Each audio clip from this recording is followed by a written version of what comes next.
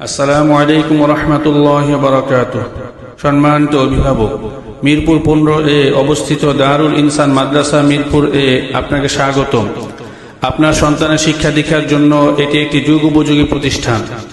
ইসলাম ও আধুনিক শিক্ষার সমন্বয়ে গঠিত এই প্রতিষ্ঠানে পড়াশোনা করার মাধ্যমে আপনার সন্তান আলোকিত মানুষ হয়ে উঠবে ইনশাআল্লাহ। নতুন শিক্ষাবর্ষ উপলক্ষে বালক ও বালিকা শাখায় ভর্তি